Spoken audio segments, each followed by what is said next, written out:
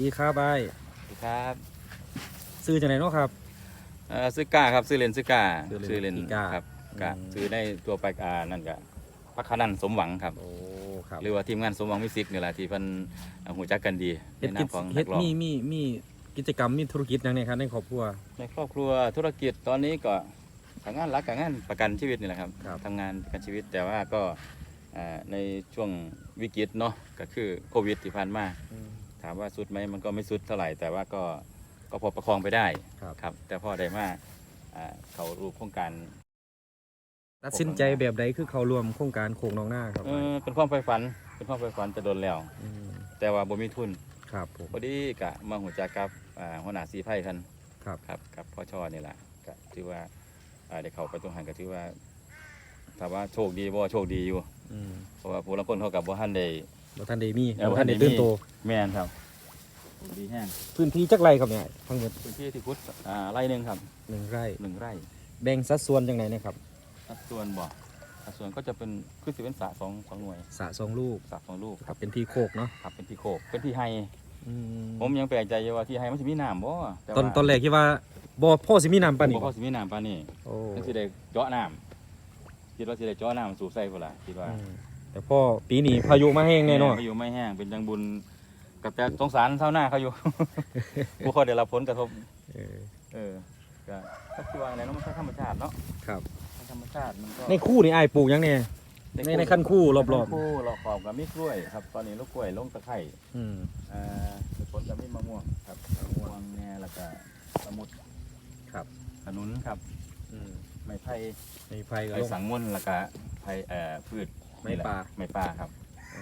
แล้วก็ปลูกหญ้าน้ำหญ้านี่เลี้ยงงัวบ่บริเวณงัวครับแต่ว่าก็ปลูกไว้แต่อนาคตมันกับบ่หูอันนั้นอนาคตอาจจะมีงัวก็ได้หรือจังไรครับอาจสิปลูกให้มันสิยุบหน่อยขึ้นเทิงดีกว่าเป็นเช่นครับอาจสิปลูกไว้คุ้มหน้าดินบ่เนาะมีส่วนเลยเนาะครับผมหน้าดินด้วยนี่แหละมันเสียหายหนึ่งตรงนี้เป็นสุดเนาะสุดครับนี่สุดที่กัน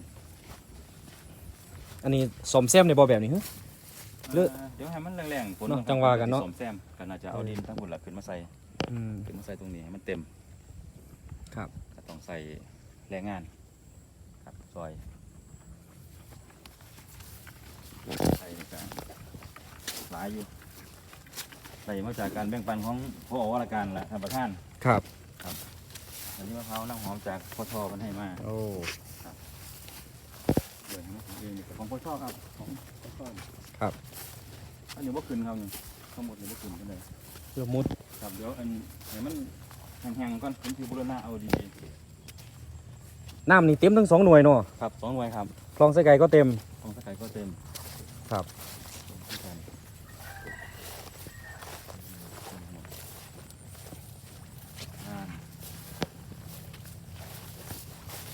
แต่ว่าเขาสวนสมือว่าคำนี้คือสิมีความสุขอยู่เนาะเขามายามใดก็คือมีความสุขเลย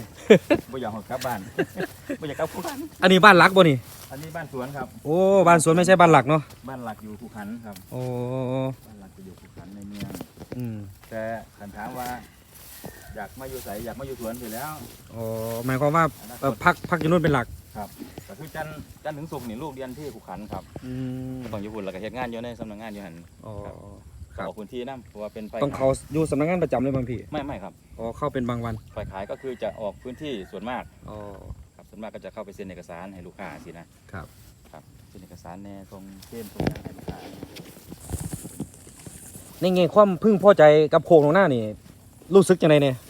ในแง่ความพึงพอใจรู้สึกยังไงบ้างรู้สึกประทับใจมากประทับใจครับเพราะว่าสิเป็นสิ่งที่ได้ในคือน้ำเนาะน้ำพร้อมครับธนาคารน้ำเนี่ยโอ้ยประทับใจหลายครับ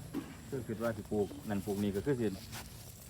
สิได้อยู่ประเมินว่ามันสิบกบ่ครับไอ้ประเมินว่าสิบกบ่ผมกับบ่มั่นใจเพราะว่ามันปีแรกเนาะดินมันยังไม่อยู่ตัวครับแต่ก็มีโครงการแล้วว่าสิเจาะเอานะเจาะบาดาลมาช่วยเอาครับคิดว่าแล้วหลังนี้มีใครนอนเป็นหลักไหมหลังนี้มีใครนอนเป็นหลักผมมาพักเสาร์อาทิตย์ครับเดี๋ยวเรื่องคนสิเอาปลาเข้าไปกินนี่มีโอกาสป่ะเนี่ยอันนี้มีโอกาสสูง มีโอกาสสูงเลย สานี่บ่ได้ปล่อยดอกมันมาจากสาหุ่นแหละ โอ้เพราะมันเชื่อมกันเนาะ มันเชื่อมกัน มีทางเชื่อม ครับต้นยาเนี่ยครับผมแบ่งปันผู้ใดเขามีงัวมีหยังกับเขามาหามาเล่นน้ำกับแบ่งปัน ไป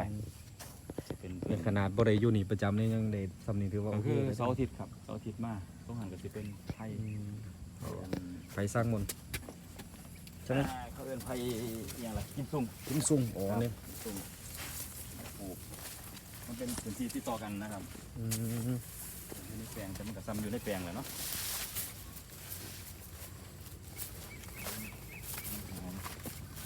ช่วย